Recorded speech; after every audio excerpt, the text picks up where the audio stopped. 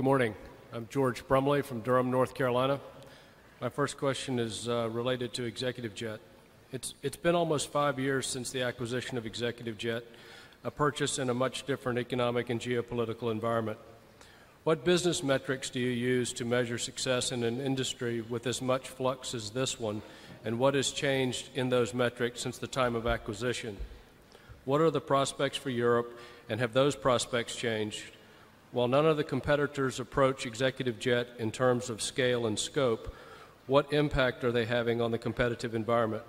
And lastly, would you please explain the long-term aspect of the business model as many of the jets age out of the program? Okay, George, I got through college answering fewer questions than that,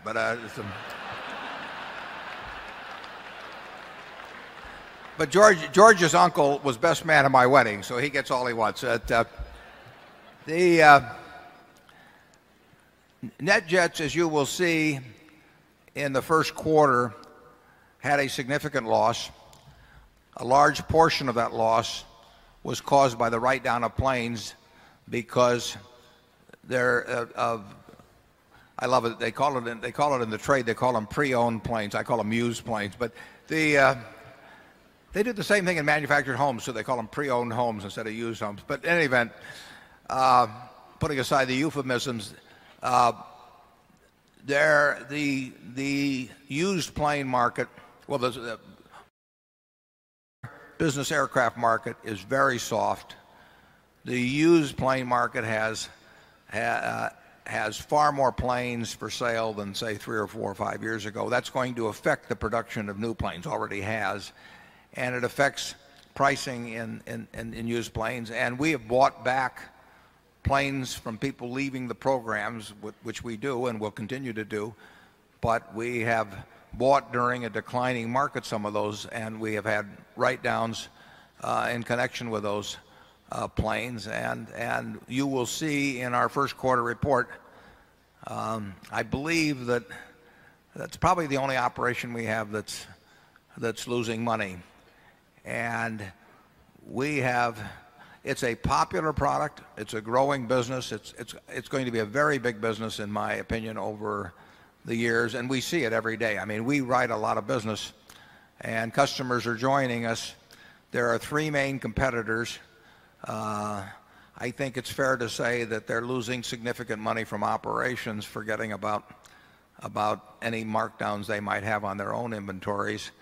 Our market share, we get figures from the FAA as to registrations and as to people that are selling their planes, and our share of market, which was always the largest, has gone up dramatically in the last couple of years. It's gone up to roughly 75% in terms of value of planes, and we're talking 75% of the 4-company market.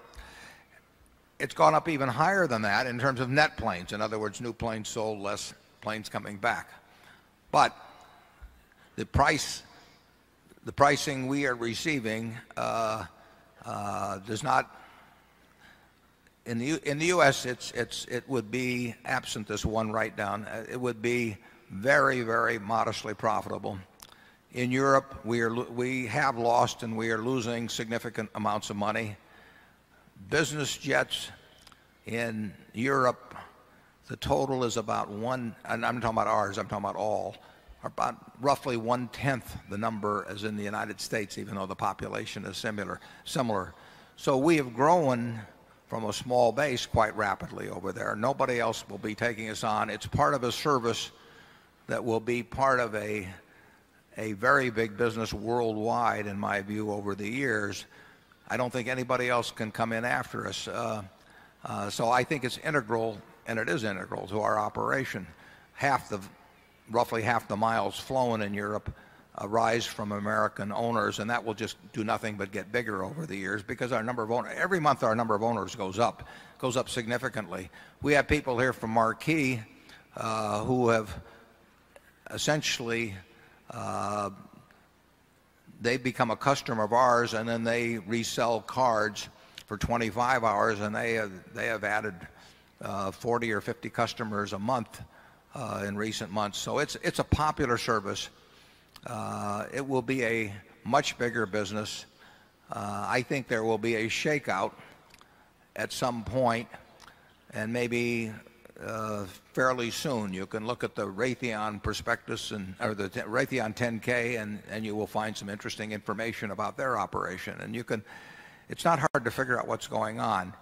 I don't know the answer as to when the shakeout will occur, but I can assure you that we will not be one of the shook. Charlie, do you want to comment on it? No. He'll comment on the profitable operations. He gives me the one.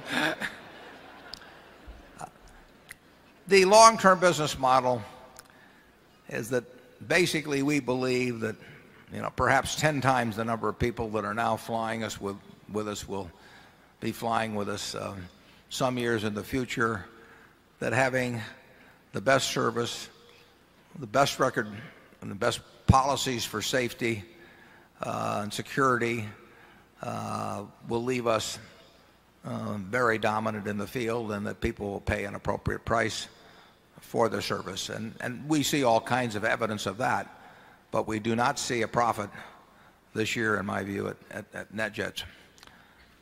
Let's go to number 2. Good morning, gentlemen. My name is Hugh Stevenson. I'm a shareholder from Atlanta. You had indicated in the past that you did not think that the volatility-based or Black-Scholes models for options pricing was correct. Would you share with us how you would evaluate those options as you use them in the business or see them in the marketplace? And also, if you would update us on your thoughts on the asbestos tort situation, given recent development of national settlement trusts, et cetera. Yeah, Charlie and I, have thought about options all our life. I mean, my guess is Charlie was thinking about that in grade school. And, and I mean, you have to understand, you don't have to understand Black-Scholes at all, but you have to understand the utility and in a general sense the value of options, and you have to understand the cost of issuing options, which is a very unpopular subject in certain quarters. Any option has value. I mean, I bought a house in 1958 for $31,500, and let's assume the seller of that house had said to me, I'd like an option on it, good in perpetuity, at $200,000. Well, that wouldn't have seemed like it cost me much if I'd given it to him. But an option has value. Any option has value, and that's why some people who are, kind of slick in business matters sometimes get options for very little or for nothing. I'm not talking about stock options. I'm just talking about an option to purchase anything. They get options for far less than really a market value would be. Black-Scholes is an attempt to measure the market value of options, and it cranks in certain variables, but the most important variable that cranks in that might be subject, well, it might be a case where if you had differing views you could make some money, but it's based upon the past volatility of the asset involved, and past volatilities are not the best judge of value. I mean, if you looked at a 5-year option on Berkshire stock at various times, Berkshire stocks had a fairly low beta, as they call it. Beta is a measure that people in academia always like to give Greek names to things that are fairly simple, and so that they have sort of a priesthood, so it's like priest talking in Latin or something. I mean, it kind of cows the laity, but beta is a measure of past volatility. Berkshire's had a low volatility, but that didn't mean that the option value of it to anybody that really understood the business was lower than a stock with a higher beta. And I think what Charlie said is that last year is that for longer term options in particular, Black-Scholes can give some silly results. I mean, it misprices things, but it's a mechanical system. And any mechanical system in securities markets is going to misprice things from time to time, and that's we made one, as I mentioned last year, we made one large commitment that basically was had somebody on the other side of it using Black-Scholes and using market prices, took the other side of it, and we made $120 million last year. And we love the idea of other people using mechanistic formulas to price things, because they may be right 99 times out of 100, but we don't have to play those 99 times. We just play the one time when we have a differing view. Charlie, you want to comment on? Yeah, Black-Scholes is what I would call a know-nothing value system.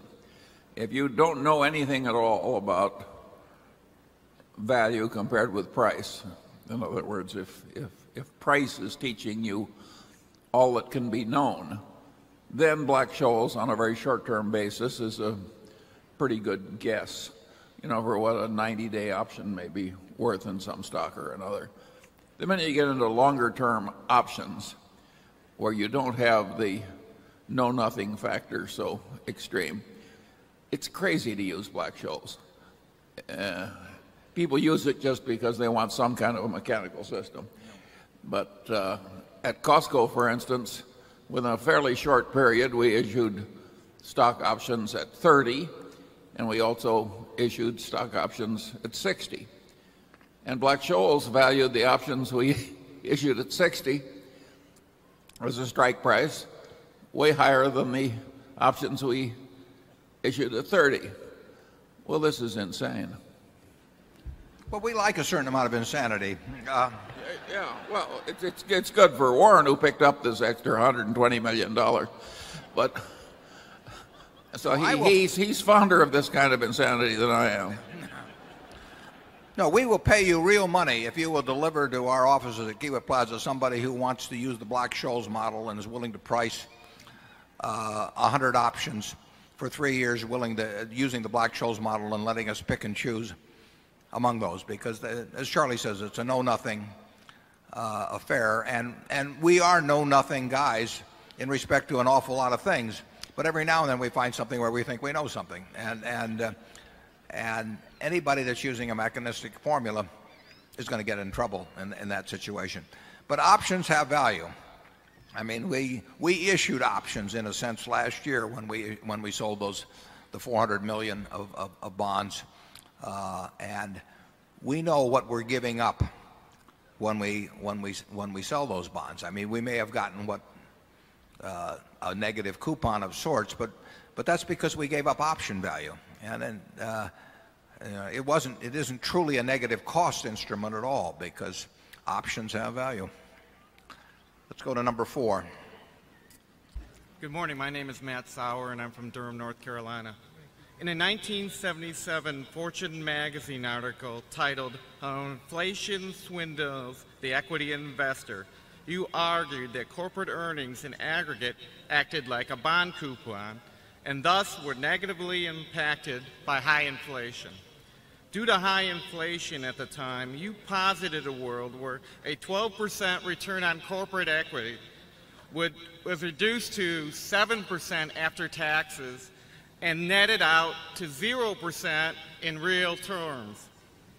You have been sounding downcast about the prospects for equities for several years, much of which we assume relates to extreme starting valuations. If inflation was decidedly bad for investors in 1977, isn't the relative lack of it in today's economy at least one mark in the plus column for equity owners? Is there also a future inflation expectation component in your warnings that investors are likely to be disappointed by equity results? Well, there's no question that the lack of inflation is a plus for owners. I mean, the real return you will obtain, in my view, from owning American business, if purchased at similar prices, the real return will be higher if we have long periods of low or close to no inflation than if we had long periods of high inflation. I don't think there's any question about that, because that article went on to explain how you got taxed on nominal returns and fictitious returns in real terms. So your question is about which period is better for investors. A low inflation period over any long period is better for investors. And the problem, as you pointed out also, was the starting point in terms of predicting modest returns for equity investors. The returns weren't necessarily so modest, I predicted. They were just modest compared to what people had begun to think returns would be during that long bull market from 1982 to 1999. There were polls taken by Gallup, working with, I think, Payne Weber at the time. Now they've moved it over to UBS Warburg, that showed the expectancy of people in the stock market, and those returns that people expected got up to 14 or 15%, as I remember. And they were thinking they were going to get 14 or 15% in a low inflation environment. Well, that was dreaming. And there's nothing wrong in a low inflation environment at all in earning 6 or 7%. That's probably as well it is as good as will happen, because in a low inflation environment, how much is GDP going to grow? Well, GDP, if you have a 2% inflation and even 3% real growth, you're talking about 5% in nominal terms GDP growing. If GDP grows at that rate, over time corporate profits will grow more or less at that rate. And if corporate profits grow at 5% a year, the value of those corporate profits, the capitalized value, will probably grow at something like that over any long term with a sort of a normal starting point. And add that to dividends, and you will get 6 or 7% before frictional costs. Investors incur a lot of frictional costs. They don't have to, but they do, and that often is 1.5%, 2% of their investment. So the math isn't bad. It's just bad for those people that got used to or expected very high returns based on looking in the rearview mirror back in 1998 or 1999. Charlie? My general attitude is just slightly more negative than Warren's.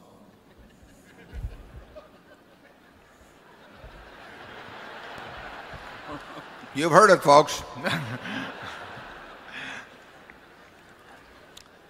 That isn't the end of the world. I mean, in effect, if the people who own American business get 5 to 6% of the pie, $10 trillion economy now, someday a $20 trillion economy. But if we get 5 or 6% of the pie, those of us who put our capital out to produce goods and services for American business, for American consumers, American population, is that I don't know whether that's, is exactly what somebody who designed the universe would come up with, but it doesn't strike me as crazy in either direction.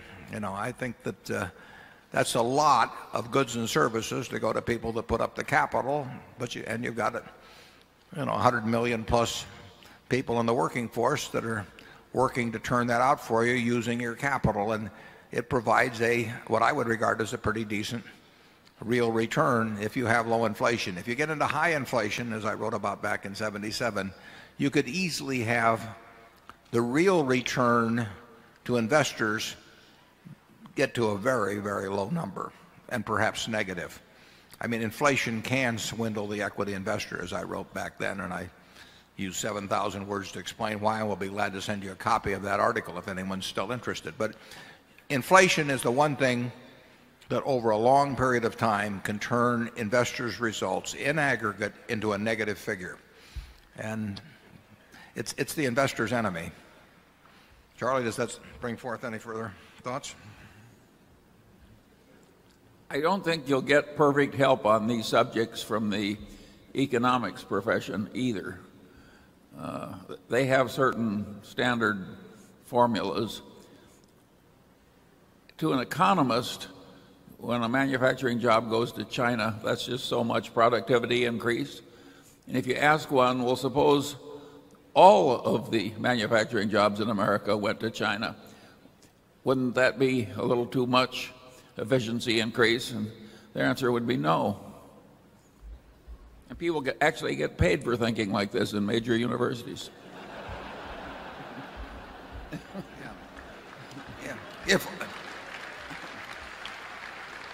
What would get across the point, of course, is if all the teaching of economics got exported to China, in which at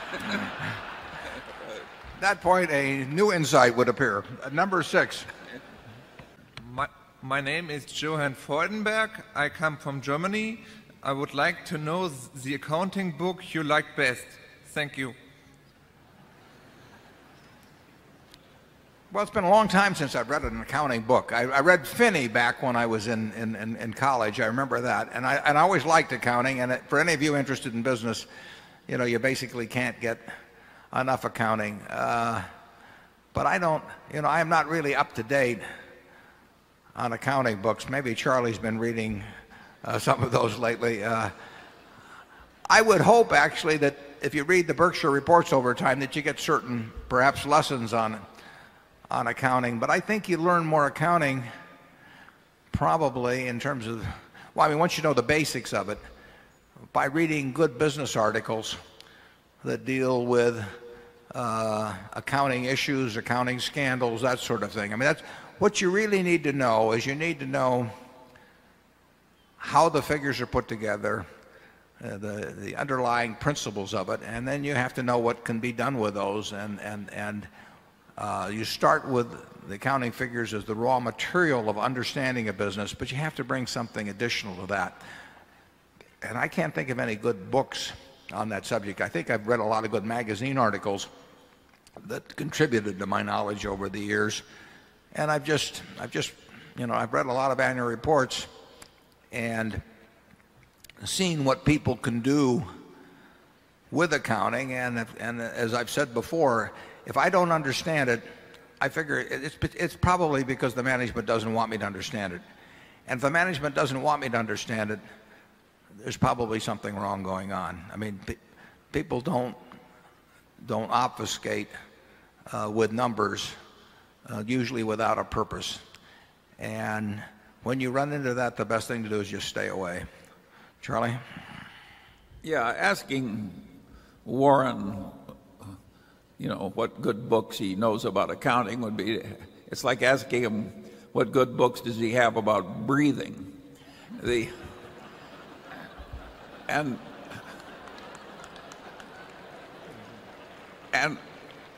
what the implication of that is that you start by learning the basic rules of bookkeeping, which are sort of like the basic rules of addition and subtraction.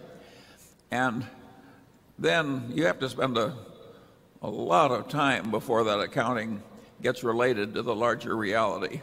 And that's a lifelong process.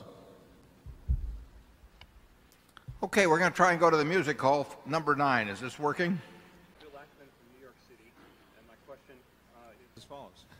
Insurance companies, could you comment on insurance companies taking on credit risk through the sale of credit derivatives, the adequacy of the accounting for these derivatives, and finally, could you explain why the financial guarantee insurers, who are the primary sellers of these derivatives have the same AAA rating Berkshire has, despite their more than 140 to 1 leverage and the correlated nature of the risks that they take on?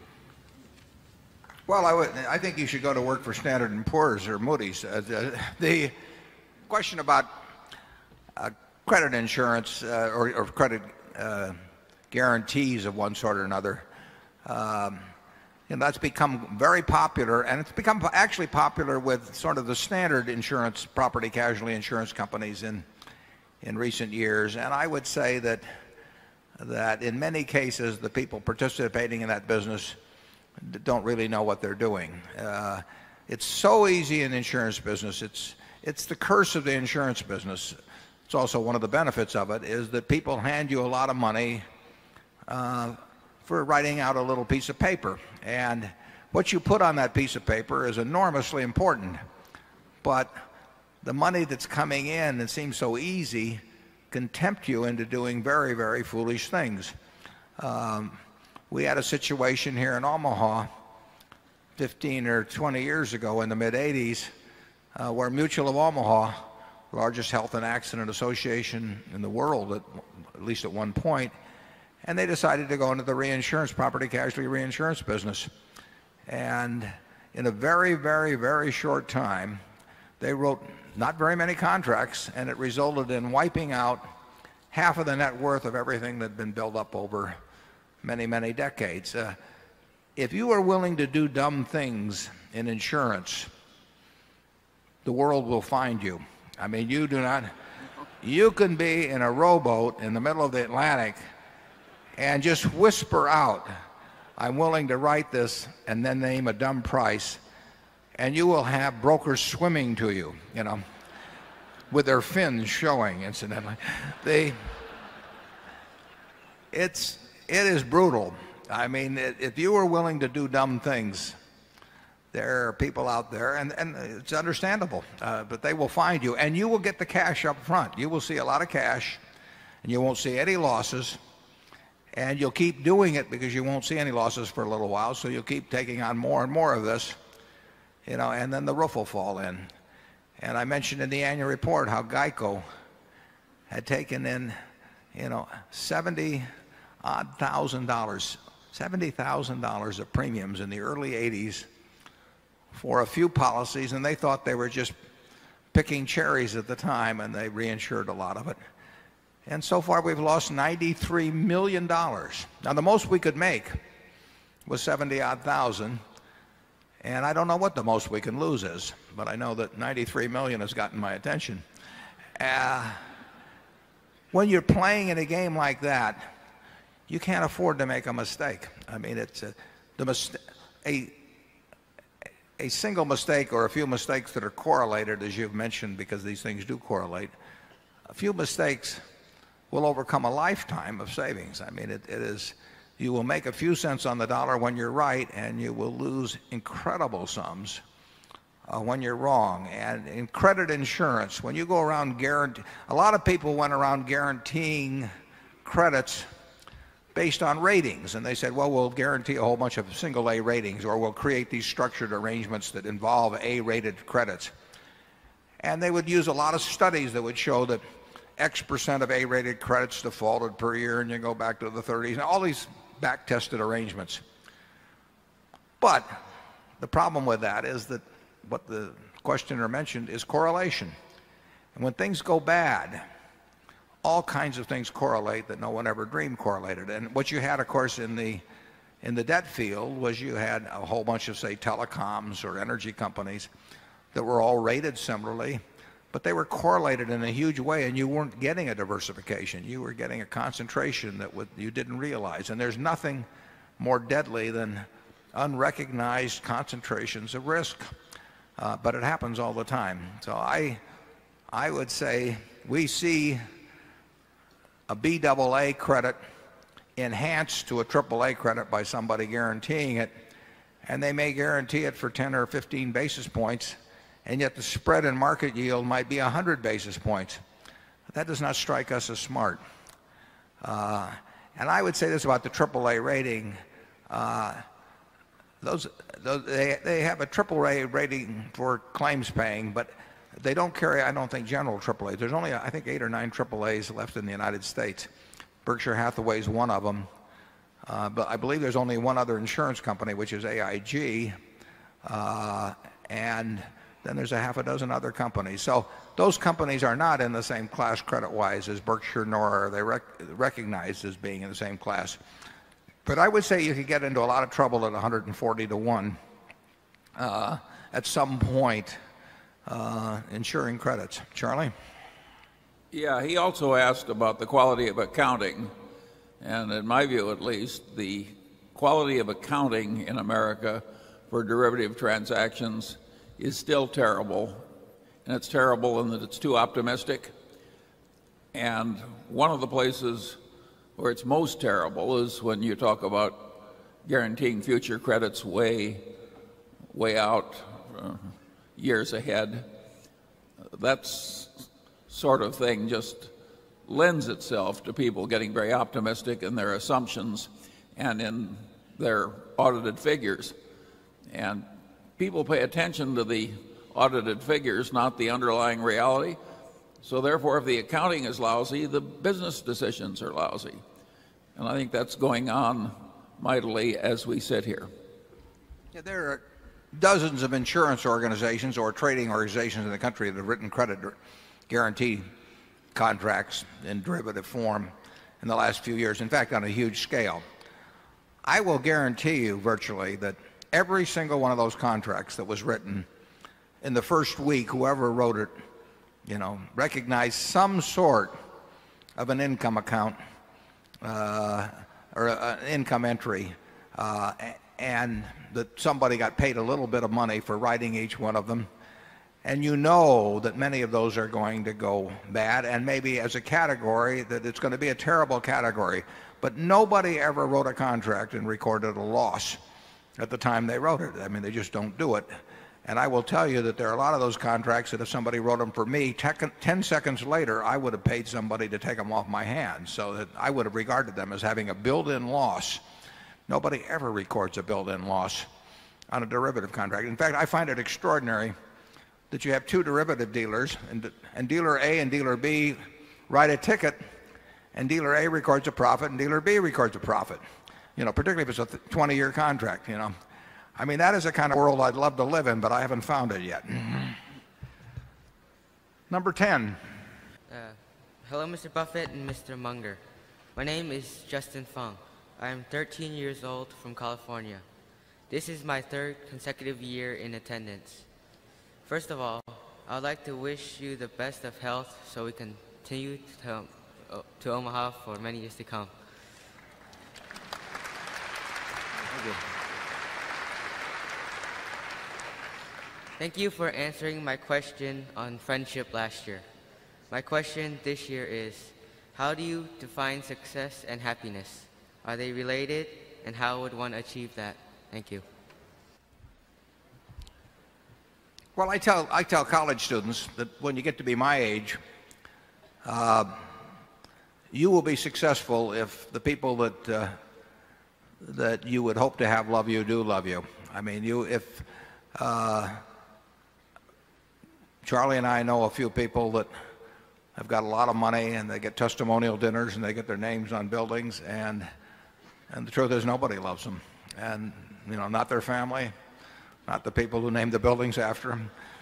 It's sad, and it's unfortunately it's something you can't buy. I mean, Charlie and I have talked a lot of times if we could just buy $1 million worth of love. I mean, it would be so much more satisfactory than to try and be lovable. But it doesn't work that way. The only way to be loved is to be lovable. It's and I hate to tell you that at 13, but the nice thing about it, of course, is that you always get back more than you give. I mean that I don't know whether it was Oscar Hammerstein or who said, a bell's not a bell till you ring it, a song's not a song till you sing it. Love isn't in the heart, isn't put there to stay. Love isn't loved till you give it away. And basically, you'll always get back more than you give away. And if you don't give any, you don't get any. It's very simple. I don't know anybody my age that is loved by a lot of people. We had a dinner the other night. Don Keogh was there. Everybody loves Don Keogh, and for good reason. And there's nobody I know that commands the love of people around them, the people they work with, their family, their neighbors, that is other than a success or feels other than a success. I don't know how the people feel where they know that nobody loves them, but I can't believe they feel very good. So it's very simple. You can't get rid of love. If you try to give it out, you get it back more than you've given, and it's the best thing. Charlie, what do you speak for? Well, you don't want to be like the motion picture executive in California, and they said the funeral was so large because everybody wanted to make sure he was dead. And there's a similar story about the minister saying at the funeral, "Won't anybody stand up and say a good word for the deceased?" And there was this long silence, and finally one guy stood up and he said, "Well," he said, "his brother was worse."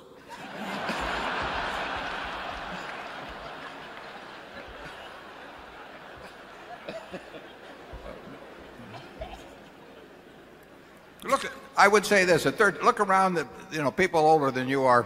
Look around at your older relatives or whatever, and you will not see an unhappy person who is loved by those around them. I mean,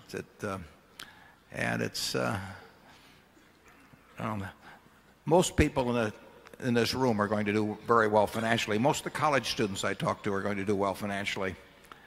And some of them are going to have very few friends, real friends, as they get older, and others people won't be able to do enough for. And I see it around me all the time. So that's our advice for the day on that. Number two.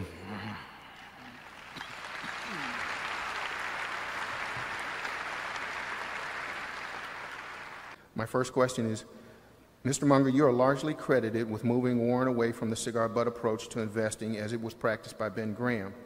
It's been stated that it was the purchase of See's Candy that taught you this important lesson of buying good businesses. At what point did you realize that this concept of buying good businesses was a better long-term investment strategy, and what was it in your discussions with Warren that allowed you to persuade him to move in that direction? Mr. Buffett, what was it in Mr. Munger's arguments for buying good businesses that persuaded you to abandon the cigar butt approach and move in his direction? Charlie, do you want to answer the first question about how you... Yeah, well, I think there's some mythology in this idea that I've been this great enlightener of Warren Buffett. Warren hasn't needed much enlightenment, but we both kept learning all the time, so that the man we were 5 years earlier was less sensible than the man who ultimately was there. And See's Candy did teach us both a wonderful lesson, and it'll teach you a lesson if I tell you the full story. If See's Candy had asked $100,000 more, Warren and I would have walked. That's how dumb we were at that time. 10,000 more. And one of the reasons we didn't walk is while we were making this wonderful decision, we weren't going to pay a dime more. Ira Marshall said to us, "You guys are crazy. There's some things you should pay up for, quality, business quality, and so forth. You're underestimating quality." Well, Warren and I, instead of behaving the way they do in a lot of places, we listened to the criticism. We changed our mind. And that is a very good lesson for anyone. The ability to take criticism constructively is well, think of all the money we made for accepting that one criticism. And if you count the indirect effects from what we learned from buying See's, you can say that Berkshire's been built partly by learning from criticism. Now, we don't want any more today. Yeah. We also like the peanut brittle, so Charlie is playing it out. I had learned investment and got enormous benefit out of that learning from a fellow who concentrated on the quantitative aspects, Ben Graham, and who didn't dismiss the qualitative aspects, but he said you could make enough money focusing on quantitative aspects, which were a more sure way of going at things and would enable you to identify the cigar butts. He would say that the qualitative is harder to teach, it's harder to write about, it may require more insight than the quantitative, and besides, the quantitative works fine, so why try harder?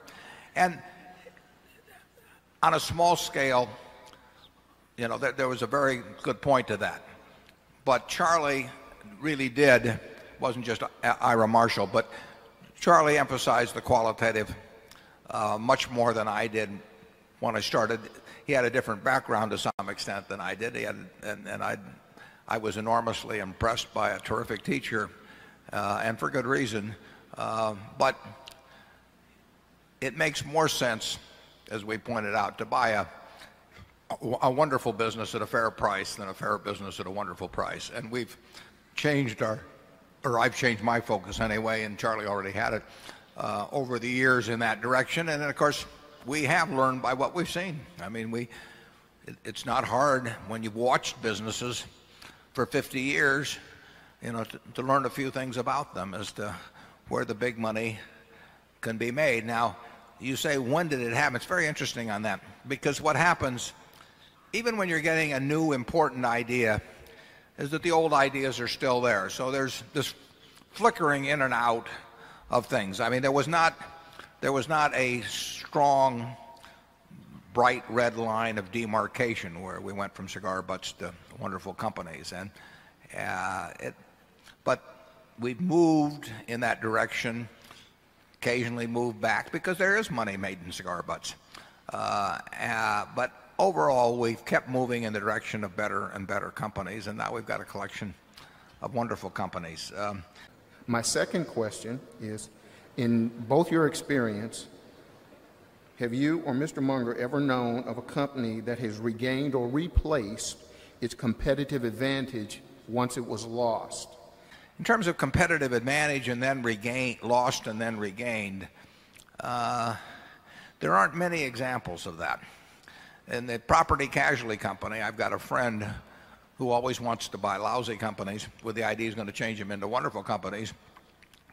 And I just ask him, where in the last 100 years he's seen it happen. I mean, Geico got into trouble in the early 70s, but it had a wonderful business model. It did get off the tracks, but it wasn't because the model went astray. It's because they started reserving incorrectly and went crazy on growth and a few things like that. But the basic model was still underlying it. You might argue that one company that lost its competitive position and then came back in a different way actually was Pepsi-Cola. I mean, they were twice as much for a nickel too. They were selling on a quantitative basis. The fact that you got to guzzle more of the stuff for a nickel, twice as much as the slogan went, and they lost that edge post-World War II when costs went up a lot, and so they basically changed their marketing approach successfully, and that's very, very seldom done, but you have to give them credit for that. To some extent, Gillette lost its competitive position somewhat in the 30s, lost market share against what they called penny blades and all that, and then regained it in a very big way in the next 10 or so years when their market share went up enormously. But generally speaking, if you lose your competitive position, the Packard Motor Company had the premier car in the mid-30s. The Cadillac was not the premier. It was a Packard. And then they went downscale one year, and they never came back.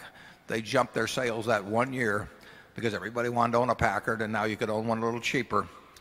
But they never regained that upscale image again. And certain department stores have done that too. They've had an upscale image, and you can always juice up your sales, particularly if you've got a great upscale image, by having this sale or that sale and going down market. It's very hard to go back up market again, and you've seen some great department stores that have had that, or specialty stores that have had that problem. Charlie, you got any thoughts on that? No more. Okay. Number 3. Hi, I'm Bruce Gilbert, a stockholder from New York City. And about 4 or 5 years ago, I put most of my family's portfolio, actually all of it, into Berkshire Hathaway. And over the past 4 or 5 years, the stock price has remained rather steady, and I've withstood the year 2000 when friends were making 50% and I was losing 50% on my investment. But I have to admit, when I read your Fortune article last year and you referred to the stock price as expensive, I felt badly. Now, I spend my days sometimes having fun figuring out the value of Berkshire Hathaway. But at night, after that comment, I could also wake up in worry and fret. And I realize you talked recently a lot about the qualitative and quantitative aspects of things. And I guess I would like you, with your self-reflective position and knowing that I'm asking you to do something like maybe talking about your breathing, what went into that comment to call the stock price expensive in terms of your weights and measures? What price, what value? What do you think about the company and its stock price when you say it's expensive? I think I don't remember the exact wording of that article, but I'm quite sure that I told the author of that article, and I'm almost positive it was in the article, that I said I thought it was more attractive than owning the general market or the S&P. So I was saying that I preferred it to the general market. I'm certainly happy having 99 and a large fraction percent of my net worth in it. I've never sold a share. I am not the least bit uncomfortable about holding it until the day I die, and quite a bit thereafter. But I have not thought stocks were cheap at all for some time, and I've never wanted to encourage anybody, particularly in the last few years, to buy Berkshire or any other stock, because the market, I felt that I felt we had a great bubble, and I think Berkshire's value has improved. I think Charlie does too, fairly significantly in recent years. And I would, if I had a chance to swap tax-free my Berkshire for the S&P 500 or for any mutual fund or anything, I wouldn't give it a thought. But that does not mean I think, either Berkshire or stocks are cheap. Charlie? I've got nothing to add to that. I don't think we've ever recommended the purchase or sale of Berkshire that I can remember. We did say at one time we would repurchase shares, which has a certain underlying message to it. And we said at other times we wouldn't buy shares. That doesn't mean we'd sell shares at all, but we wouldn't have bought them under the prevailing conditions.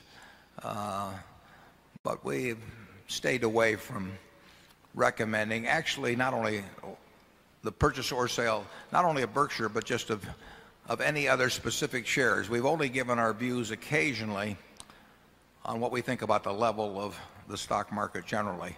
But I do think if you go back and look at that article, I wish I had it here, but I think you'll find that I said I preferred it to equities generally. I do think that there's a lot to be said for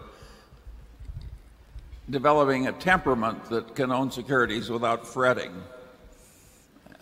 I think that the fretful disposition is it's an enemy of long-term performance.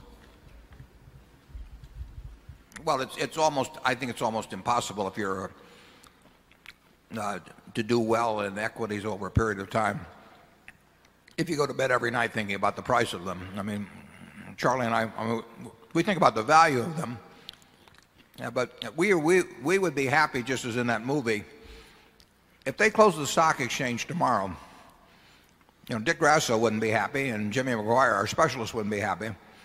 It wouldn't bother me and Charlie at all. We would keep selling bricks, selling deli bars, selling candy, writing insurance. A lot of people have private companies and they never get a quote on them. We bought See's Candy in 1972.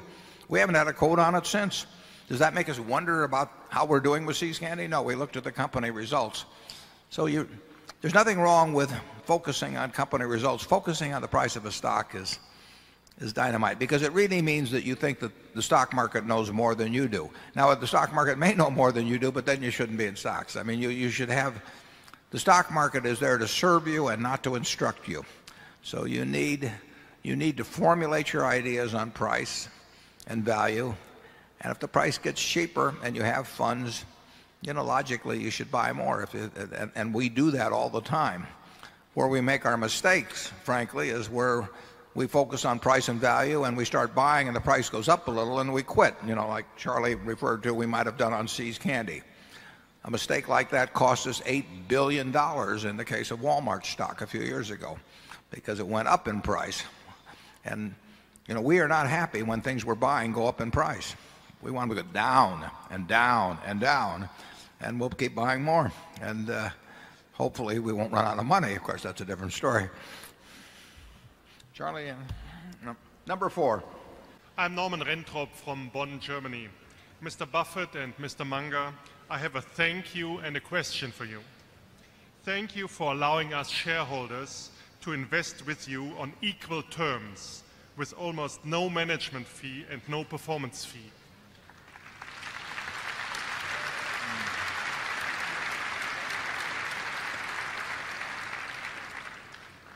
I came to fully appreciate it when I compared my 10 years of holding Berkshire Hathaway to a private equity fund, which over the same 10 years earned 19.8% before fees and 11.2% after fees. Now my question, back in the 1950s and 1960s, when you had a partnership, Mr. Buffett, you asked for and got a performance fee of 25% of what was earned above 6% a year. Correct. What caused you to switch from that performance fee to that no fees we are enjoying today? Was it the wisdom that to give is better than to receive? Try again.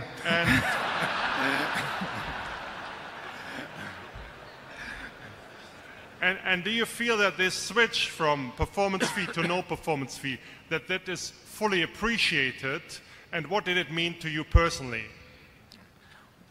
Well, I appreciate what you had to say, and I would pay to have this job I have. I would pay a lot of money, and I hope I don't get tested on that, but it's why in the world, if I can work with people I like and get the same result they have and end up with all kinds of money, why do I need to make some further override on them? I was changing my position in life significantly when I started that partnership in 1956. A couple of the people that, well, I guess, yeah, Doris may be the only original partner here, but Doris, would you stand up? She joined on May 5th, 1956, wherever she is.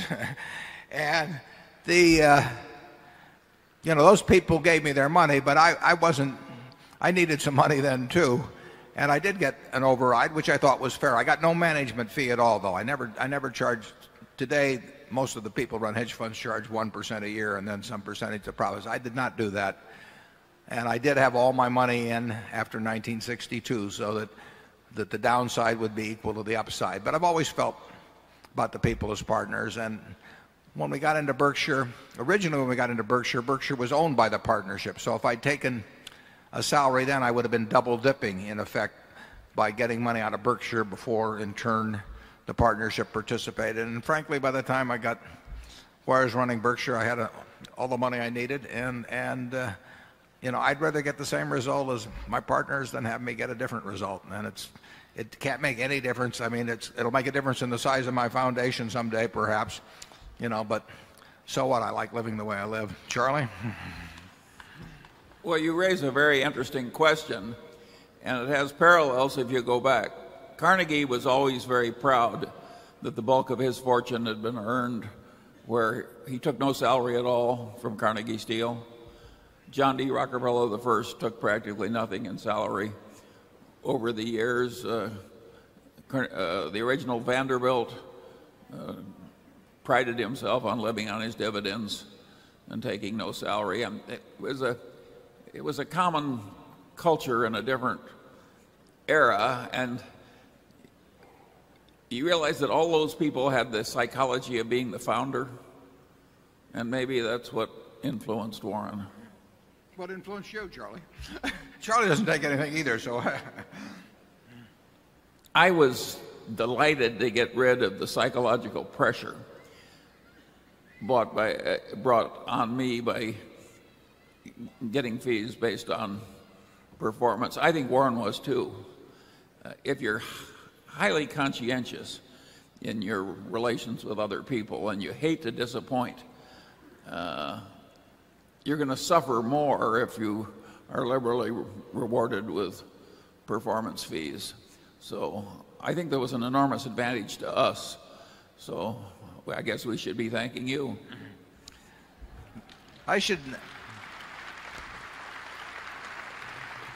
Bill Gates has never taken an option at Microsoft and takes a very small salary, and you'll find it interesting. The only reason he takes the small salary is if he feels that if there's a bad year at some time in the future, he wants to be able to take a cut in salary at the same time he's asking other people to cut back. And that is the reason. I mean, he takes peanuts as it is, but he just figures that Bill is a very conservative guy, and he figures that some year there'll be a bad year, and he wants, if he's asking other people to take a 5% cut, he wants to be able to take a 90% cut or something himself. But he's never taken an option, and I don't believe Steve Ballmer has either. They have gotten rich with their shareholders and not off their shareholders, and that's an attitude we admire. Number 9. Good morning. I'm Whitney Tilson, a shareholder from New York City. There was a lot of talk among the Berkshire faithful when you took what I believe was the unprecedented step of pre-releasing a portion of your annual letter published in Fortune, which focused primarily on the dangers of derivatives, which you called financial weapons of mass destruction. I have two questions related to this. The first to you, Mr. Buffett. Could you tell us the story of how the Fortune article came about? Were you trying to draw extra attention to something that you feel strongly is a great risk to our financial system? And the second question to both of you, since your warning about derivatives, there's been a huge rally in the credit markets in general. Does this reflect investors' lack of concern for these systemic risks, or is it caused by other factors? Yeah, the first question, my friend Carol Loomis is the editor of the Berkshire Report, and we wouldn't get out the report without her. I mean, she is the world's greatest editor in addition to being the world's greatest business writer. So when I gave the report to her to edit, and it did not come back unmarked, I might add, she and I talked about, I was interested in having the section on derivatives because I thought it had a broader, I hoped it would have a broader audience than just the Berkshire Annual Report, and I felt that publishing it, which had no relationship to the Berkshire business basically, except the history of Jen Ree's involvement, would not be in any way compromising fair disclosure in terms of Berkshire's results itself. So the primary reason for having it in Fortune was I hoped for a wider audience basically by having it in Fortune. And Charlie and I think there is a low but not insignificant probability, and low, that sometime, maybe in 3 years, maybe in 5 years, maybe in 20 years, and very possibly never, that derivatives could accentuate in a major way a systemic problem that might even arise from some other phenomenon. And we think that's inadequately recognized.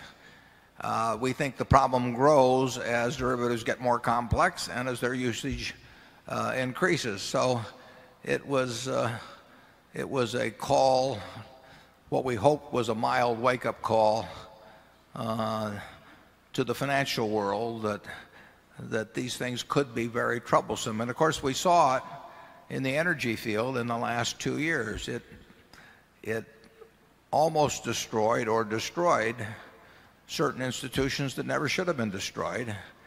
And we also saw in 1998 the whole financial system almost become paralyzed, particularly in the credit markets, by the action of a firm which was not solely based on derivatives, but would not have gotten into as much trouble as it did without derivatives. So it's a subject that no one quite knows what to do with. Charlie and I would not know how to regulate it, but we think we have had some experience in seeing both the firm's specific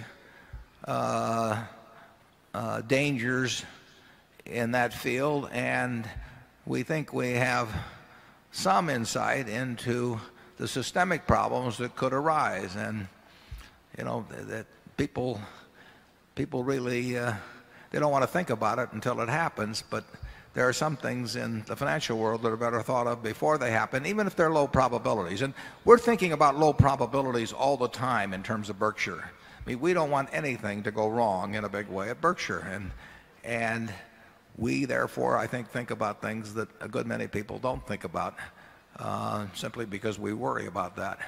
And when we get our social hats on, we think about it in terms of something like derivatives for financial systems of the world. And we have had some experience at both Solomon and at Gen Re. And Charlie was on the audit committee at Solomon, and he saw some things in the audit committee in relationship to trading itself and derivatives in particularly that made him wonder why in the world people were doing these sort of things. I'll let Charlie expand on that. Yeah, in engineering, people put big margins of safety into systems, atomic power plants being the extreme example. And in the financial world and derivatives, it's as though nobody gave a damn about safety. And they just let it balloon and balloon and balloon in usage and number of trades and size of trades. And that ballooning is aided by this false accounting, where people are pretending to make money they're not really making. I regard that as very dangerous. And I'm more negative than Warren in the sense that I'll be amazed if I live another 5 or 10 years if we don't have some significant blow up. They've been advertised, and sometimes by some, in a fairly prominent way, they've been advertised as shedding risk for participants in the system and reducing risk for the system. And I would say that I think they have long crossed the point where they decrease risk to the system, and now they enhance risk, because the truth is the Coca-Cola company can bear the foreign exchange risks that they run, or the interest rate risks that they run, and all of that sort of thing. But when the Coca-Cola company starts laying those off, and every other company in the world, major company, does, with just a relatively few players, you have now intensified the risks that exist in the system.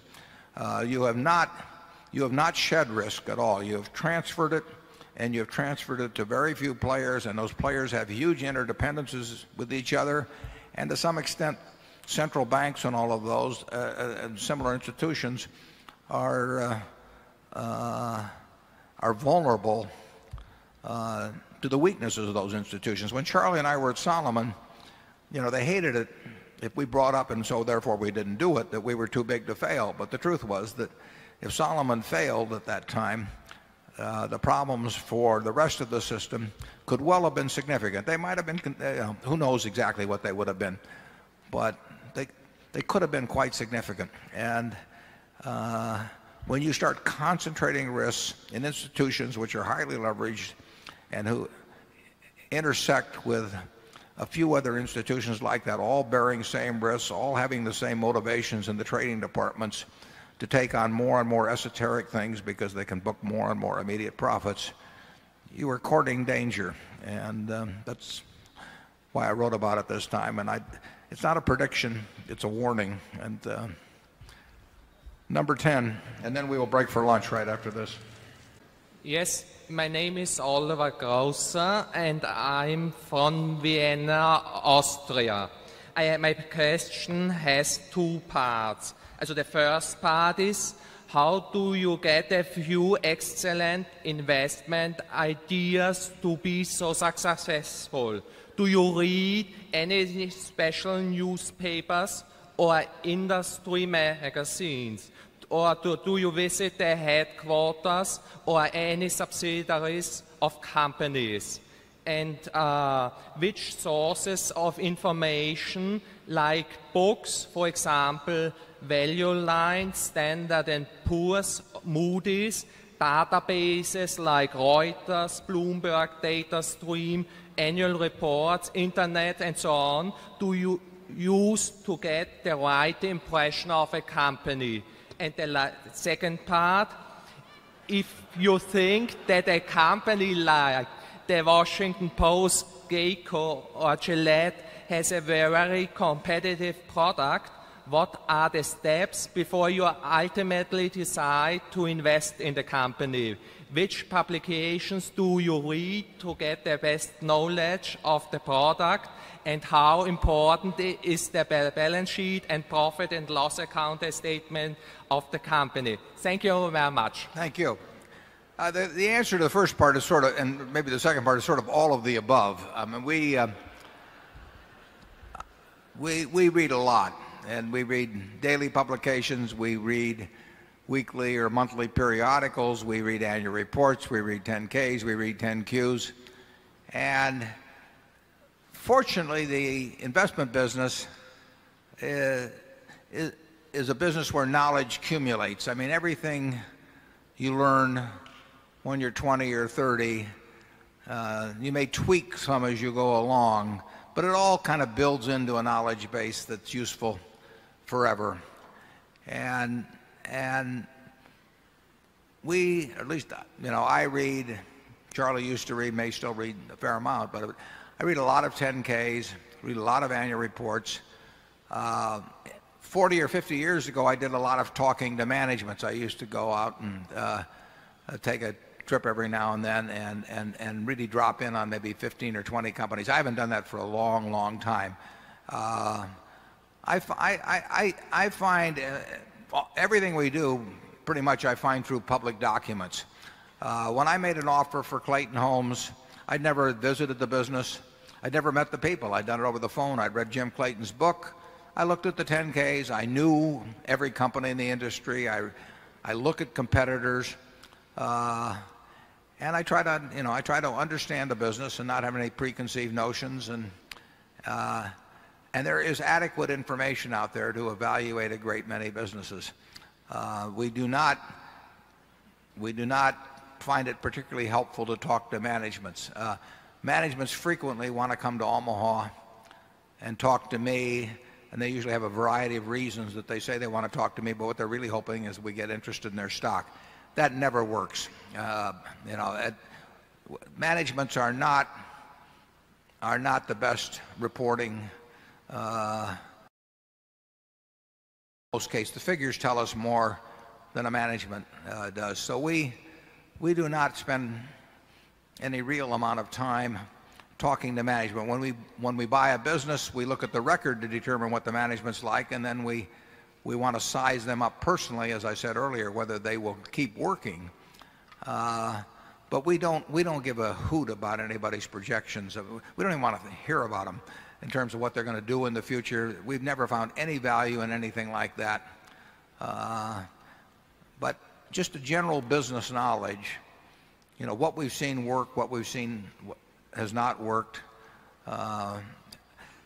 There's a lot you absorb over time. Charlie? Yeah, the more basic knowledge you have, I think the less new knowledge you have to get. And the game is a lot like that fellow that plays chess blindfolded.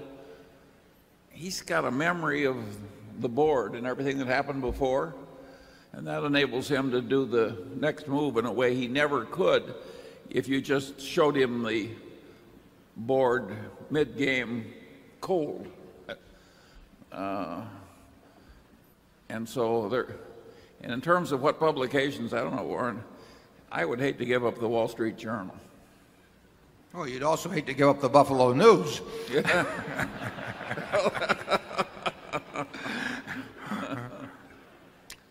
But you could, well, you want to read lots of financial material as it comes along. And actually, the New York Times has a far better business section than they had 25 years ago. But you want to read Fortune. You want to read lots of annual reports. You really want to have a database in your mind so that you can tell what kind of a business you're looking at in general by looking at the figures. It's far overrated. We never look at any analyst reports. I mean, I don't think if I read one, it was because the funny papers weren't available. It just doesn't. I mean, I don't understand why people do it. But there's a lot of data out there, and the beauty of it is, it's really what makes the investment game great, is you don't have to be right on everything. You don't have to be right on 20% of the companies in the world, or 10% of the companies in the world, or 5%. You only have to get one good idea every year or two. So it's not something, when I used to be very interested in horse handicapping, and the old story was, and I hope Bob Dwyer is still here, that you can beat a race, but you can't beat the races. And you can come up with a very profitable decision on a single company. I would hate to be measured if somebody gave me all 500 stocks in the S&P and I had to make some prediction about how they would behave relative to the market over the next couple of years. I don't know how I would do, but maybe I can find one in there where I think I'm 9 in 10, 90% in being right. It's an enormous advantage in stocks. You only have to be right on a very, very few things in your lifetime, as long as you never make any big mistakes. What's interesting is that at least 90% of the professional investment management operations don't think the way we do at all. They just think if they hire enough people, they can be better at determining whether Pfizer or Merck is going to do better over the next 20 years, and they can do that stock by stock all through the 500 and have wide diversification, and at the end of 10 years they'll be way ahead of other people, and of course they won't. Very few people have this idea of searching for just a few opportunities. Yeah, you wait for the fat pitch. Ted Williams wrote about that in a book called The Science of Hitting. He said the most important thing in being a good hitter, is to wait for the pitch in the sweet spot, basically. I've always said that the way to get a reputation for being a good businessman is to buy a good business. It's much easier than taking a lousy business, and showing how wonderful you are at it, because I haven't seen that done very often. Number two. Do you calculate intrinsic value or a number that's absolutely positively under intrinsic value? That's the number you put in the equation. And even when you find a stock selling for less than this lower bound of intrinsic value, do you still do the homework on the second part and analyze, will the intrinsic value go down in the future? Thank you. Yeah, I would feel somewhat better qualified to speak on self-discipline if I weighed about 20 pounds less, but for the moment we'll ignore that. The second part of your question relating to intrinsic value going down, actually, if you compute intrinsic value as reflecting the discounted value of future cash flows, that should have built into it a calculation that allows for the fact that certain businesses are going to earn less in the future than now. It isn't that their intrinsic value goes down then, because you should build it into your calculation right now. But as we've pointed out many times in the past, intrinsic value is terribly important and very fuzzy. And we do our best to work in the kind of businesses where we think that we have the highest probabilities, where our predictions are of a fairly highly probable nature. And that leaves out all kinds of companies. It's pretty good, we'll say, it's something like a natural gas pipeline. I mean, the chances of big surprises in a pipeline should be relatively small. That doesn't mean they're zero, but they're relatively small. Now let's assume that you had a gas pipeline, which some have, where either the supply of gas is going to run down, or where there are competitive pipelines that may be trying to take away your contracts that you wrote 10 years ago and expire in 2 years, and you're going to have to cut prices. I would say that 2 years from now, when you have to cut prices, the intrinsic value hasn't gone down from today if you properly calculate it today and build in the fact that profit margins in the future will be lower than today. We looked at a pipeline recently where we think they are going to be vulnerable to competitive price pressures because of alternate ways of getting gas to market through other pipelines. And the calculation is entirely different. The calculations is different. The results are different in terms of that pipeline versus a pipeline that is the low bring gas from one market to another and will remain the low-cost producer. But it isn't. If properly calculated, you build in the prediction of decline in future operating earnings. You don't wait till you get there to anticipate it. Charlie's famous for saying that all he wants to know is where he's going to die, so he'll never go there. Well, that's part of predicting in business. I mean, I really have never seen an investment banker's book. I hope to see one someday, and I hope I can survive the shock when I do see it, where the earnings of the business being offered go down. Lots of businesses' earnings go down, and they're going to go down. And I get all this nonsense, where they project it out for 10 years, and it always goes up. It just isn't the real world. And you have to analyze businesses. Some businesses are going to be subjected to enormous competitive pressures that aren't extant today.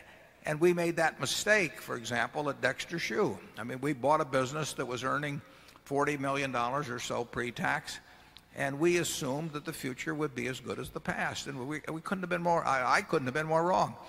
So that was a case of projecting into the future conditions which were not going to exist in the future, competitive conditions.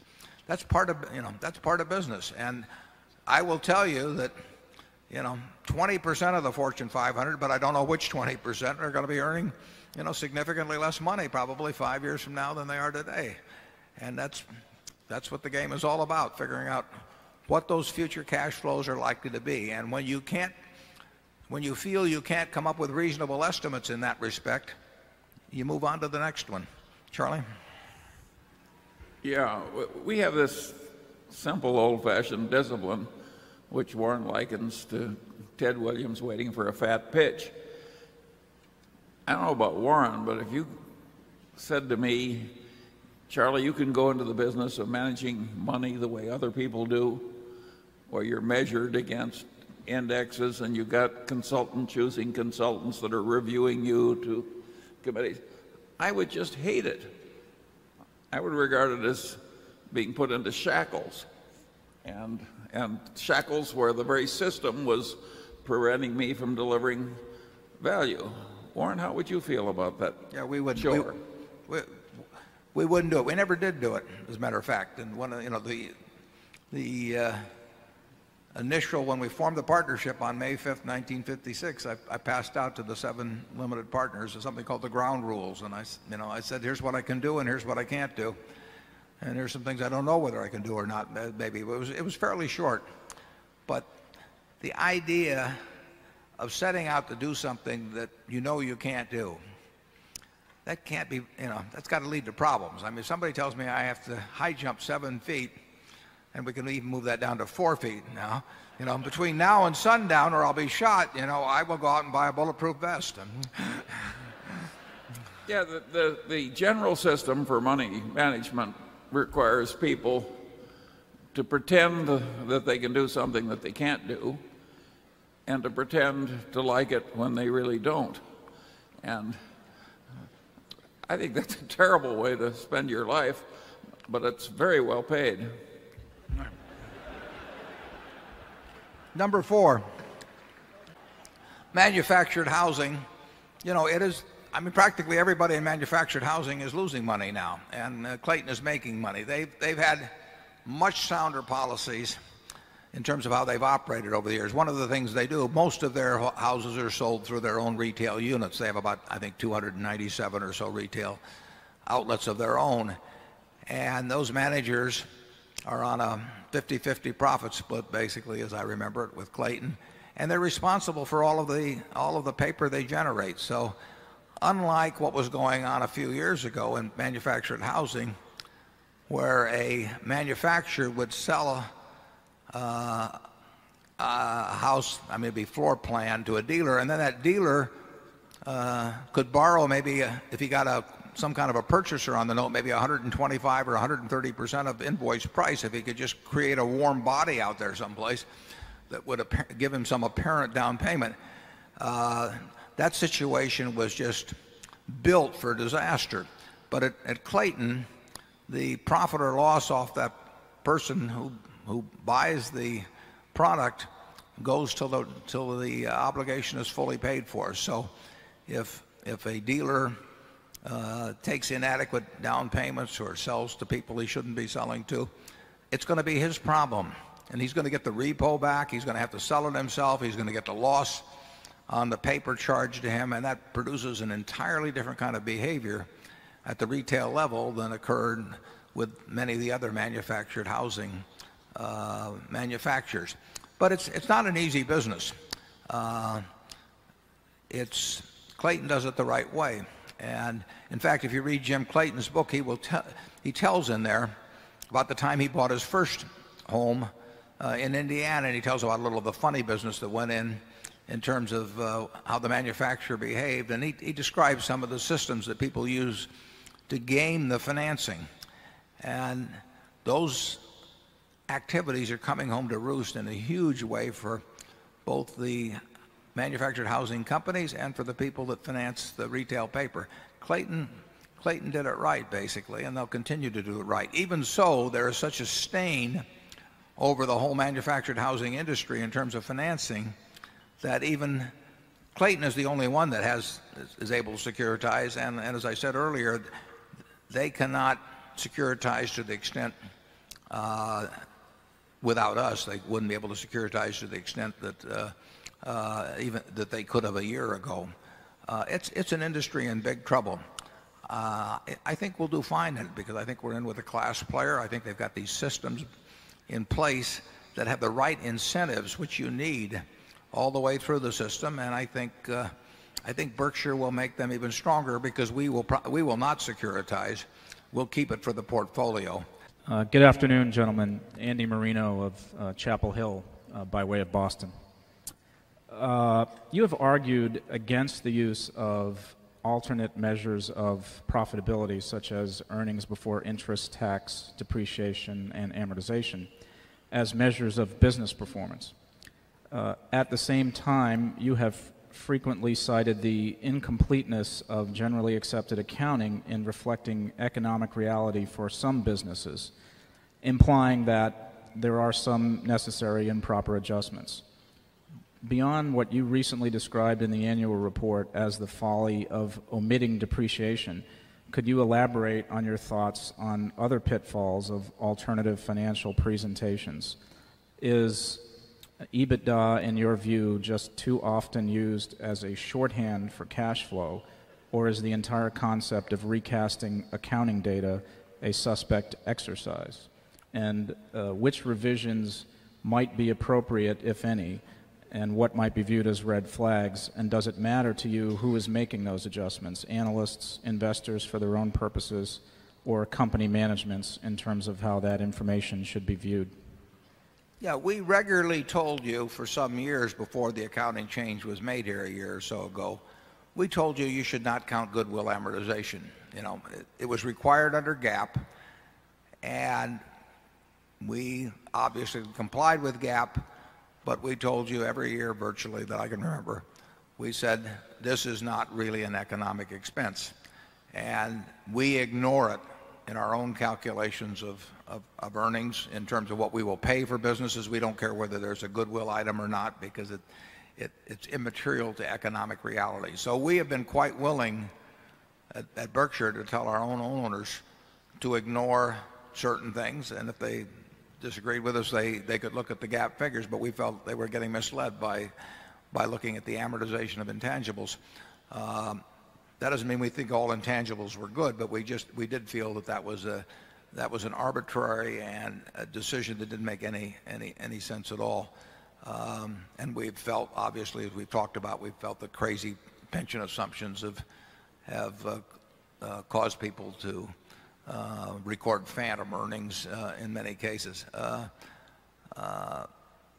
So we're willing to tell you when we think there is data that is more important in economic analysis than GAAP figures. We'll talk to you about it.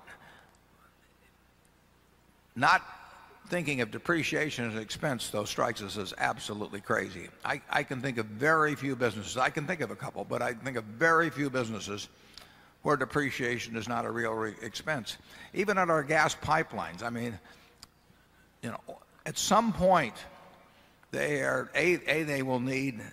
need repairs, but beyond at some point they become obsolete. I mean, there won't be gas there 200 years from now. We know that. So depreciation is real, and it's the worst kind of expense. It's reverse float.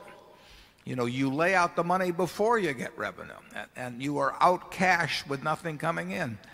And depreciation, any management that doesn't regard depreciation as expense is living in a dream world. But of course, they're encouraged to do that, by investment bankers who talk to them about EBITDA, and then certain people have built fortunes on misleading investors by convincing them that EBITDA was a big deal. And when we see companies that say, hey, we don't pay any taxes, and because we don't have any earnings for tax purposes, and don't count depreciation and all of that, that's coming, in our view, many times that's coming very close to a flim-flam game. You know, I get these people that show me, you know, they want to send me books with EBITDA in it, and I just tell them, you know, I'll look at that figure when you tell me you'll make all the capital expenditures. You know, if I'm going to make the capital expenditures, there's very few businesses where I think I can spend a whole lot less than depreciation year after year and maintain the economic strength of the business. So I think the EBITDA has been a term that has cost a lot of investors a lot of money. You saw it in the telecom field. I mean, the idea that they were spending money so damn fast, you know, I mean, they couldn't have it coming in the door fast enough from investors. And then they pretended that depreciation was not a real expense. That's nonsense. I mean, it couldn't be worse. And a generation of investors were sort of brought up to believe in that. We at Berkshire will spend more than our depreciation this year. We spent more than our depreciation last year. We spent more than our depreciation the year before that. You know, depreciation is a real expense. It's just as much as, you know, the expenditure for lights. It's not a non-cash expense. It's a cash expense. You just spend it first. You know, I mean, the cash is gone, and it's a delayed recording of cash expense. How anybody can turn that into something they use as a metric that talks about earnings is beyond me. Charlie? Yeah, I think you would understand any presentation using the word EBITDA if every time you saw that word, you just substituted the phrase bullshit earnings. I knew he'd do it sooner or later, folks. And he made it through the morning, but never all day. Hi, my name is Karen Kalish. I'm from St. Louis, and I think I'm the first woman to ask a question today. We're all for that. My late uncle, Bill Shield at Robert W. Baird, first bought Berkshire for our family when it was $337. And I'm very grateful to you two because I've been able to start a foundation in St. Louis and give money away, and I give it to reading and literacy programs. But I'm very curious about the Buffett-Munger philosophy and practice of philanthropy. The question about philanthropy, Charlie, you want to swing at that one first? I think it's fair to say that both of us feel that the very fortunate owe a duty to the general civilization and even to the country of which he's a member. Whether you give as you go along or have the Buffett system of moderate giving as you go along and immense giving in due course, I regard as a matter of personal taste. I would understand the second position in that I would hate to spend all my time every day having people ask me for money. And I don't think Warren could stand it. Let's not even try. Let's not even try, Charlie. No. No, wait. I mean, it's a matter of record and it hasn't changed for, I don't know, 25 years probably, but basically everything I have at the date of, at the later of the death of myself or my wife goes to charity. I mean, at 99 and a significant fraction, and since my children are here, I'm not going to carry it out to 8 decimal places, but they, you know, why not? Think of it this way. Let's just assume that instead of being born as I was in a single birth, that I were in the womb and there was an identical twin next to me. Same DNA, same everything, personality, propensity to work, propensity to say whatever. Identical twin. Wasn't Charlie, it might look like him, but and there we are, the two of us. And a genie appeared. And the genie said, I've got a proposition for the two of you. You're going to be born in 24 hours, same talents, everything identical. And one of you is going to be born in Omaha, and one of you is going to be born in Bangladesh. And I'm going to let you two decide which one gets to be born in Bangladesh and which one gets to be born in Omaha. And I've got this system, and the way I'm going to work it is that we start the bidding, and whichever one of you bids the highest proportion of your estate to go to society, when you die, gets to go be born in the United States. I think you'd bet 100%. You hear all of this about, grit and pluck and all of these things, and how, you've applied yourself working all your life and you've done all these wonderful things. Well, just imagine if I'd been born in Bangladesh, and I'd walked down Main Street and said, I allocate capital, let me show my stuff. I'd have died of malnutrition. I mean, I wouldn't have made it through the first few months. The society that Charlie and I work in, we were luckier than hell. When we were born, the odds were 50-1 against us being born in the United States. So we hit the jackpot. And basically, we've had all of the fun of working with this and working with good people, and money obviously opens lots of doors in life to interesting things. And if it goes back to society, like Charlie says, it can go back on the installment system through life. It can go back in a lump sum at death. I've mixed the two to some extent, but I weight heavily the lump sum. But, that's where it belongs. There's no reason why little generations of little Buffetts now and the next one, and 100 years from now, should all be commanding the resources of society just because they came out of the right womb. What sort of justice is that? So basically, it's going back to society.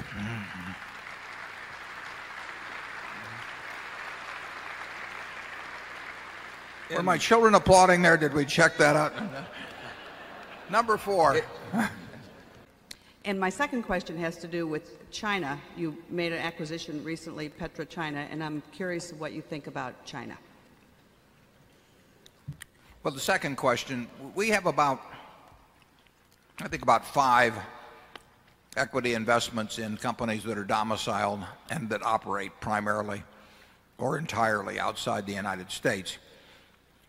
We don't list all our investments. We listed, I believe, last year all those above $500 million. And we have never had, I think maybe since Guinness some years back, I don't think we've ever had one hit the threshold of reporting in the Berkshire Report, although we've owned some.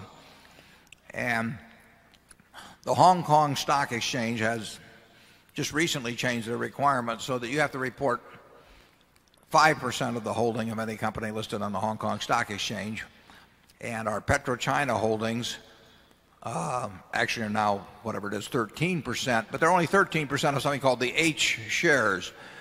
The Chinese government owns 90% of the company. The H shares own 10%. They sold that to the public a few years back. So we own 13% of a very small percentage, and it's a kind of a fluke of reporting that we're required to report that particular holding.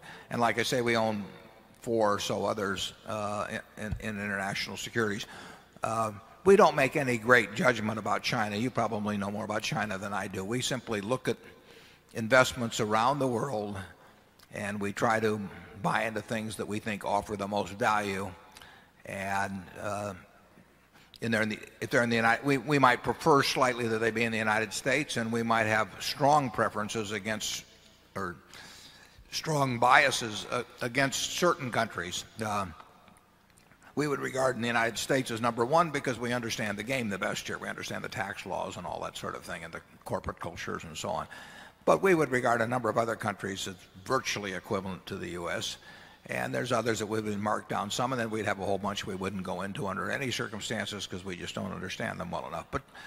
But we think we understand something like the oil business in China reasonably well, and at a price relative to what we think the future cash generation is, we would make a decision on something like that. But it's not a big deal. It became reportable because of this peculiarity of the law, where if you own a certain percentage of something that's only 10% of the whole pie, you still have to report it. The Chinese government is firmly in control of PetroChina. If we vote with the Chinese government, the two of us will control PetroChina. That's it. Hi there. My name is Alex Rubalcava. I'm a shareholder from Los Angeles. I have a question about the financial characteristics of the businesses that you like to acquire and invest in. In your reports and other writings, Mr. Buffett, you state that you like to acquire businesses that can employ a large amount of capital to high returns. And in reading the writings and speeches of yourself, Mr. Munger, I've seen you say in Outstanding Investor Digest and other publications that you enjoy investing in companies that require very little capital. And I was wondering if these statements are at odds or if they are two sides of the same coin. And if you could elaborate using Berkshire companies, that'd be great. Sure. It's a good question. The ideal business is one that earns very high returns on capital and could keep using lots of capital at those high returns. I mean, that becomes a compounding machine. So if you have your choice, if you could put $100 million into a business that earns 20% on that capital, say $20 million, ideally it would be able to earn 20% on $120 million the following year and $144 million the following year and so on. That you could keep redeploying capital at these same returns over time. But there are very, very, very few businesses like that. The really, unfortunately, the good businesses, you know, take a Coca-Cola or See's Candy, they don't require much capital. And incremental capital doesn't produce anything like the returns that this fundamental return that's produced by some great intangible. So we would love the business that could keep deploying, in fact, even well beyond the earnings. I mean, we'd love to have a business that could earn 20% on 100 million now, and if we put $1 billion more in it, it would earn 20% more on that $1 billion. But like I say, those businesses are so rare. There are a lot of promises of those businesses, but we've practically never seen one. There have been a few. Most of the great businesses generate lots of money. They do not generate lots of opportunities to earn high returns on incremental capital. You know, we can deploy X at C's and earn a lot of money, but if we put 5X in, we don't earn any more money to speak of. We can earn high returns on X at the Buffalo News, but if we try to make it 5X, we don't earn any more money. They just don't have the opportunities to use incremental capital. We look for them, but they don't. So you've seen, I mean, we will talk theoretically about the businesses that are going to earn more and more money with incremental capital at high returns. But what you've seen is that we've bought businesses largely that earn good returns on capital, but in many cases have limited opportunities to earn anything like the returns they earn on their basic business with incremental capital. Now, the one good thing about our structure at Berkshire is that we can take those businesses that earn good returns in their business but don't have the opportunity for returns of a similar magnitude on incremental money, and we can move that money around to buy more businesses. Normally, if you're take the newspaper publishing business, which has been a fantastic business over the years, you earned terrific returns on your own invested capital, but if you went out to buy other newspapers, you had to pay a very fancy price, and you didn't get great returns on incremental capital. But the people in that business felt that the only thing they knew was newspaper publishing or media of one sort or another, so they felt that their options were limited. We can move money any place that it makes sense, and that's an advantage of our structure. Now, whether we do a good job of it or not is another question, but the structure is enormously advantageous in that respect. We can take the good business, the See's Candy. See's has produced probably $1 billion pre-tax for us since Charlie and I wouldn't have gone up 100,000, you know, back in 1972. If we tried to employ that in the candy business, we'd have gotten terrible returns over time. We wouldn't have gotten anything to speak of. But because we moved it around, it enabled us to buy some other businesses over time, and that's an advantage of our structure. Charlie? Yeah, and if you take a business that is a good business but not a fabulous business, they tend to fall into two categories. One is the business where the whole reported profit just sits there in surplus cash at the end of the year, and you can take it out of the business, and the business will do just as well without it as it would if it stayed in the business. The second business is one that reports the 12% on capital, but there's never any cash. It reminds me of the used construction equipment business of my old friend John Anderson. And he used to say, in my business, every year you make a profit, and there it is, sitting in the yard. And there are an awful lot of businesses like that where just to keep going, to stay in place, there's never any cash. Now, that business doesn't enable headquarters to drag out a lot of cash and invest it elsewhere. We hate that kind of a business. Don't you think that's a fair statement? Yeah, that's a fair statement. We like to be able to move cash around and have it find its best use. But that's our job, and sometimes we find good uses. It would be terrific if every one of our great businesses, and we've got a lot of great businesses, had ways to deploy additional capital at great rates. But we don't see it. And frankly, it doesn't happen. I mean, the Gillette has a great razor and blade business. I mean, fabulous. There's no way they can deploy the money they make in the razor and blade business to keep putting more money in that kind of business. It just doesn't take that kind of capital. They have to deploy some money, but it's peanuts compared to the profits. And the temptation then is to go out and buy other businesses. And of course, that's what Charlie and I do when we face that. But we don't think that overall the batting average of American industry in redeploying capital has been great. Nevertheless, it's what we try and do every day. In a sense, we sort of knock the very procedure that has gotten us to where we are. Is that a fair statement, Charlie? Absolutely, and that has always worried me. I don't like being an example of an activity where most people who try and follow it will get terrible results. And we try and avoid that by making these negative comments. We'd make negative comments anyway. Number 5, it's more fun. Well, I'm asking you to volunteer for something. I found myself being thrust into something in the last 3 weeks. I went to Cypress Gardens the last day with about 20,000 people there, and a lady was handing out 15,000 flyers. Several weeks from now, I'll be before Governor Bush with the Friends of Cypress Gardens. We have a website, friendsofcypressgardens.org, trying to keep a developer from clear-cutting the trees in Cypress Gardens, a national treasure. And my question is, would you consider contacting your cousin, Jimmy Buffett, about possibly helping us in some way? Doesn't have to be money. It might be an appearance, just might be some connections, or you might be able to help us in our efforts. I get asked to contact, probably the one I get asked to contact the most is Bill Gates, but I get asked to contact all kinds of people. I mean, everybody is slipping me envelopes with letters in them, sending things to the office and saying, won't you get this person? All they can say is no. I don't make requests of my friends basically for anything. And I would spend the rest of my life doing it. They would feel I would never know, what they were doing.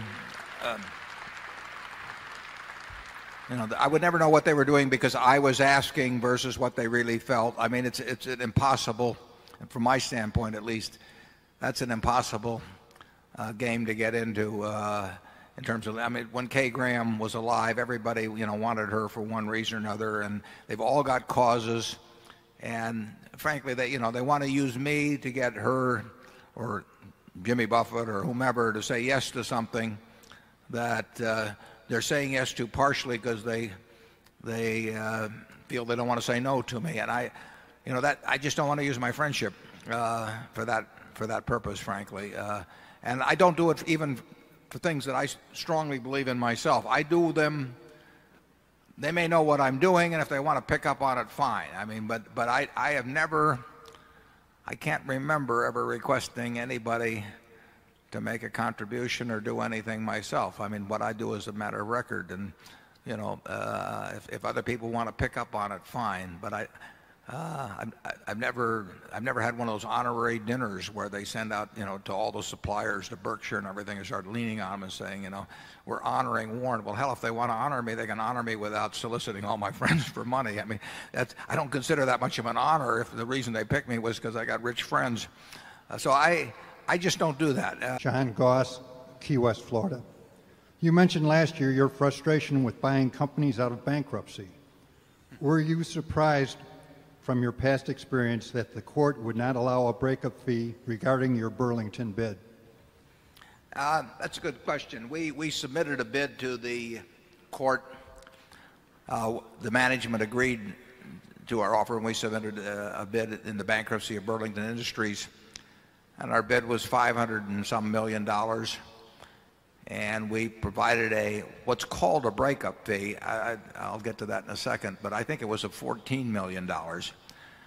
Now, really, when we submit that bid of 500 and some odd million, our bid has to remain outstanding for a good many months.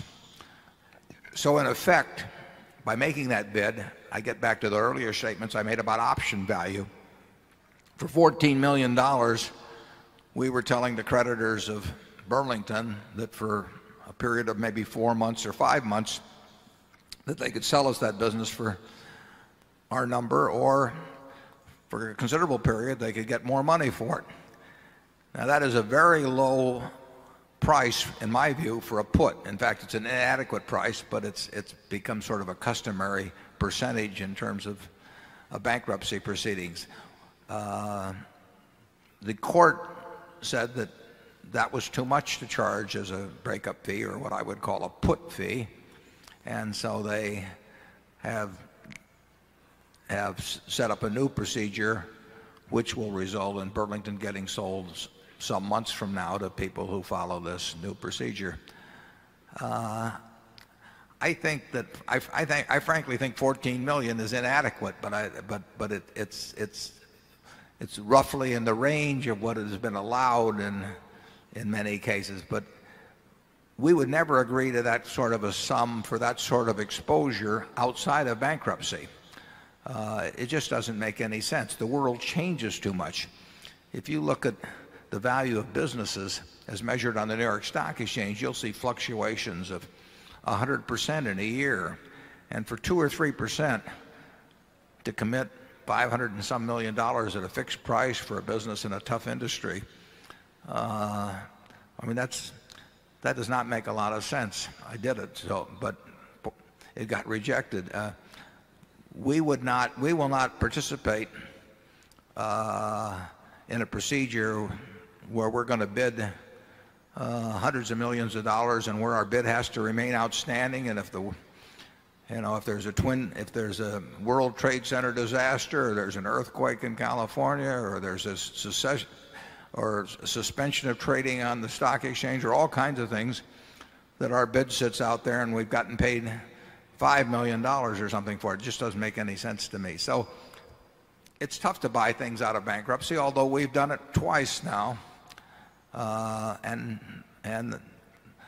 Both situations have worked out well, but then we tried it a third time with Burlington, and we spent a considerable amount of time and money generating that bid, weeks and weeks, and a good many dollars, and it wasn't accepted. So, when I look at these experiences, I say to myself, it's a lot easier to make a deal with Walmart, where I talk with them for an hour and we shake hands and we got a deal, in the last year, where we buy Northern Natural in a day or two, or whether we buy Kern River Pipeline in a few days, or the various businesses we bought. And bankruptcy, I think it's probably a necessary part of the procedure. I mean, you have to comply with bankruptcy laws, but I would say it's a very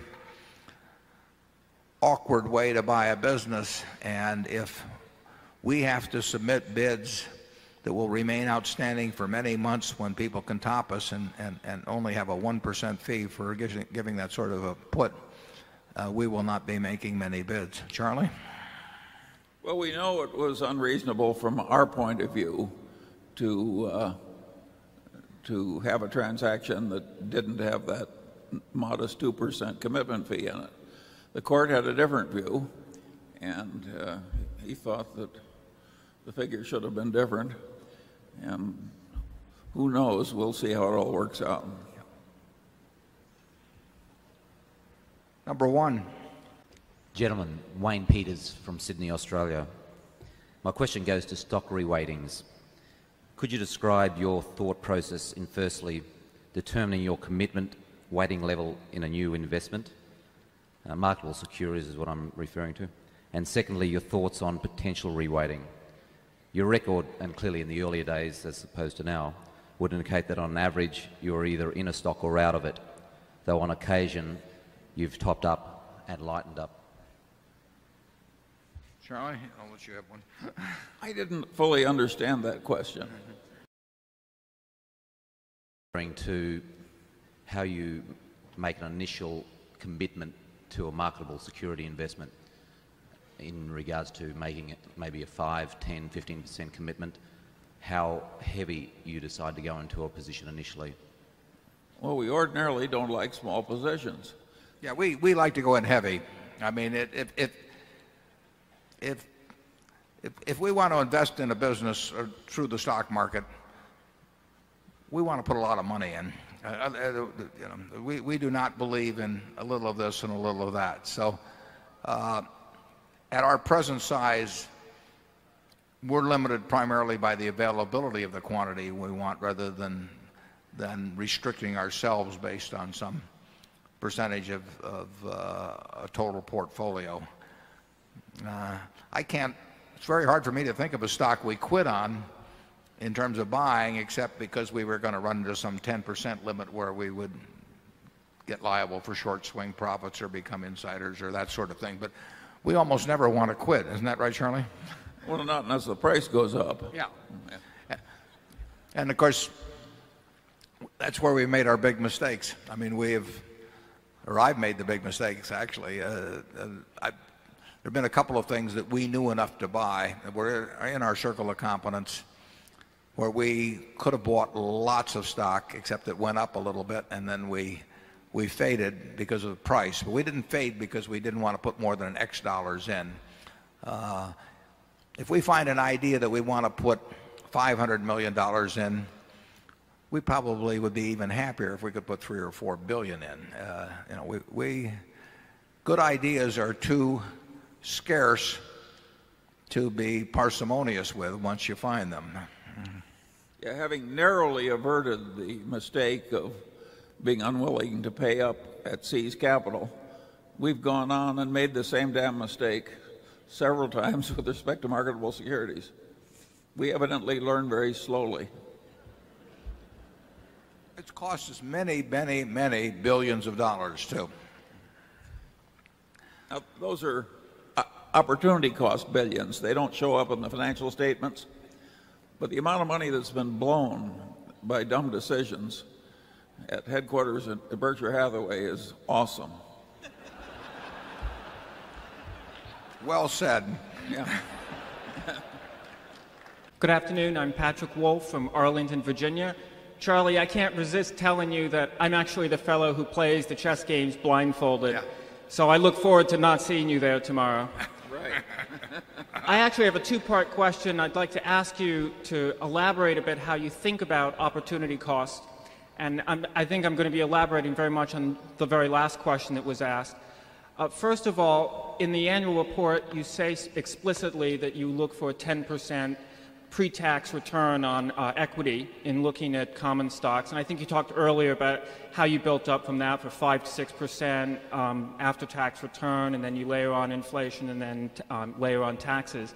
My first question would be, how do you adjust that required rate of return across periods of time? So, for example, when interest rates are higher, and do you look for a different equity premium return over different periods of time? My second just said that you actually would apply the same discount rate across the stocks. And I'm sure you know that modern finance actually suggests that you should not do that you should be thinking about the timing of cash flows and in particular the covariance with the general market. Now, you've made a point of emphasizing that when you think of risk primarily in terms of will you get the cash flows that you predict you will get over time, sort of numerator risk if you think in terms of discounted cash flow, which I think everyone here will have to acknowledge your results speak for themselves has probably been a very effective way of thinking about risk. But there is a true economic cost to think about the timing of cash flows as well, and it may be a much smaller cost, but it is still a real cost. I might, for example, suggest you think about somebody deciding between two jobs. The jobs are completely identical, and the person expects to make the same amount of money from each job, but there's one difference. And the difference is one job will pay him more when the economy is in the tank, and the other job will pay him more when the economy is going gangbusters. Now, if he asked you which job was actually worth more, my guess is you would tell him that the one that would pay him more when the economy is in the tank. And the reason is if he wanted to make more money by moonlighting or doing something else, it'd be much easier when the economy is doing better. That's the essential logic behind the idea that you look at the covariance of when cash flows come in with the overall market.